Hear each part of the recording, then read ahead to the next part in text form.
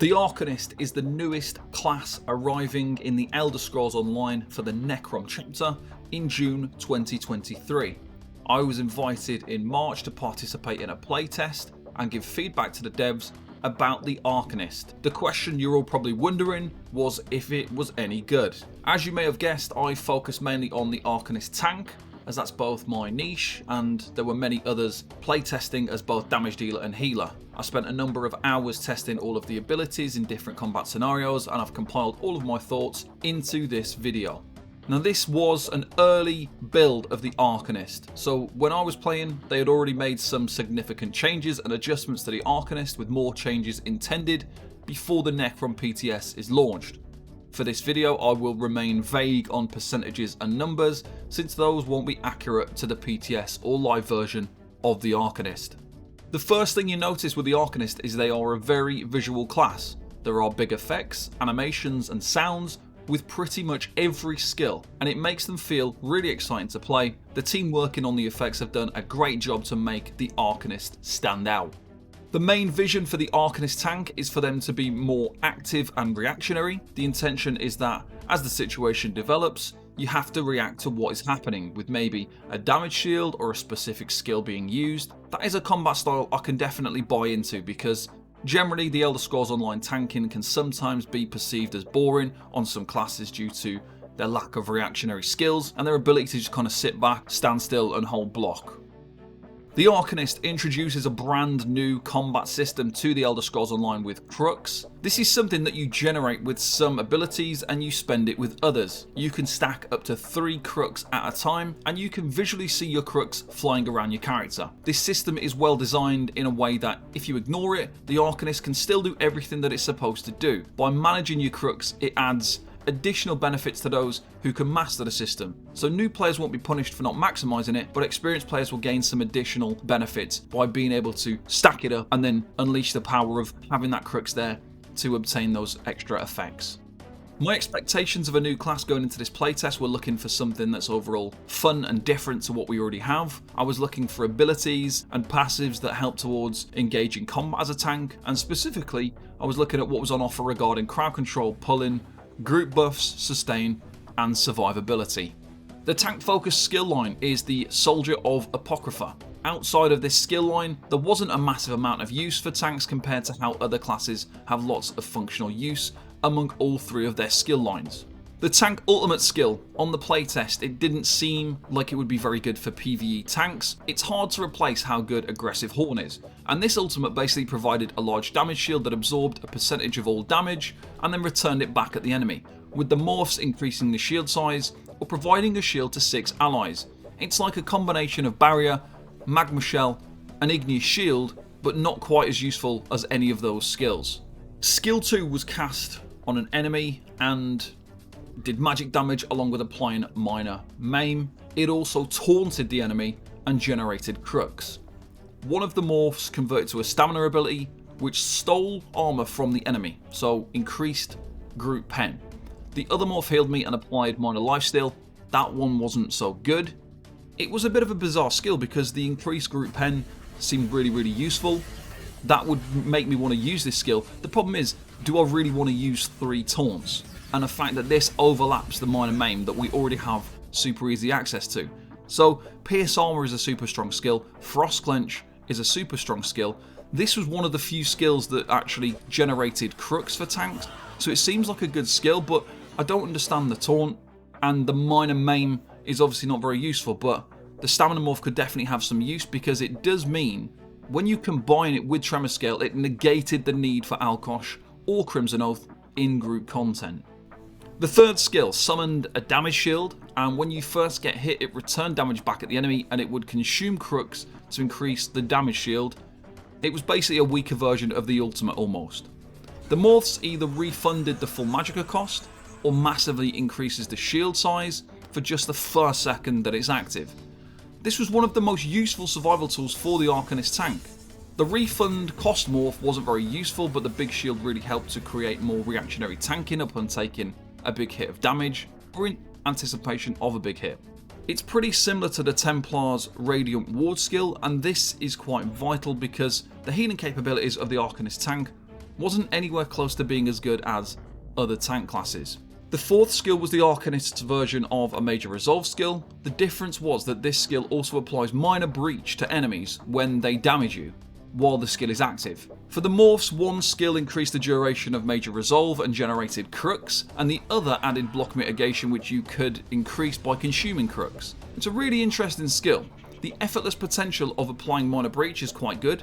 The downside of this was that we've only just had minor breach added to Frost Blockade with the Scribes of Fate update, so it didn't seem as good as it might have done if it wasn't an overlapping factor.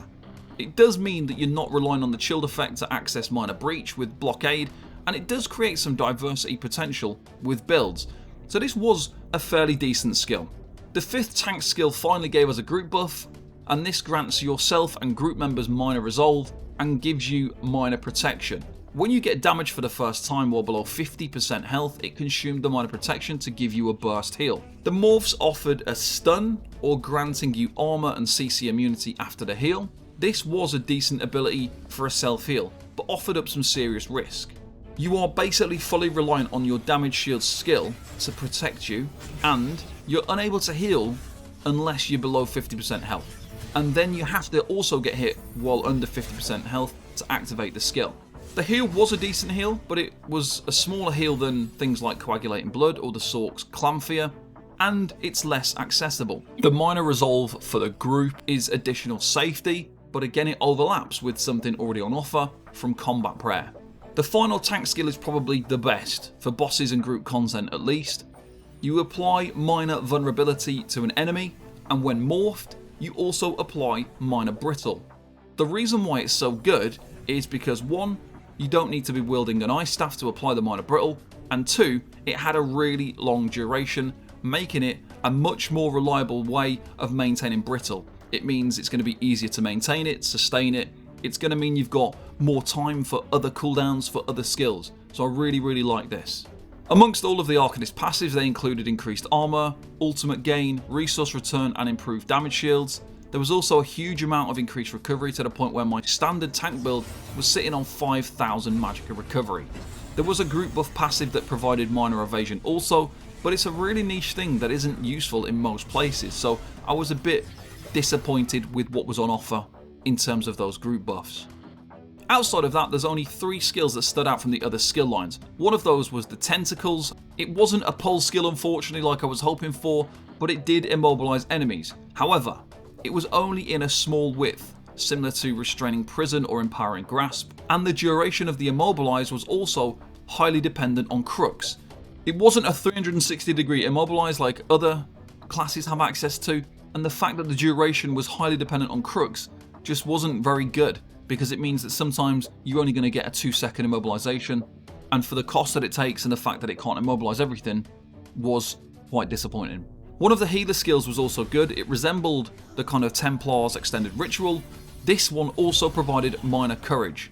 What that means, potentially, is it makes gear sets like Claw of Yolnahkriin and other minor courage tank sets redundant. This was a good way to get access to a guaranteed heal, because as we mentioned already, there isn't really that much healing on the Arcanist from a tank perspective. You're mostly reliant on shielding up and protecting yourself of the incoming damage before it hits you. This gave us a nice tick of healing over time, which definitely helped with our survivability. Finally, there was a kind of vacuum pull skill. You put it onto one enemy and the other enemies around that one are supposed to get pulled onto that enemy. The idea was interesting and I did like it. The problem was it didn't really work properly during testing, so enemies actually got pushed away rather than pulled in. If they can fix this before launch, it could be good. Obviously the major issue is the fact that it's not actually like a chain skill. So the Arcanist is missing an actual pull or chain.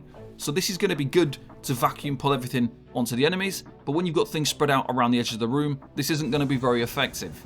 We have to remember that these thoughts are based on the Arcanist using an early build for a playtest, and this is unlikely going to be the same as the PTS or released version. The Arcanist is fun to play.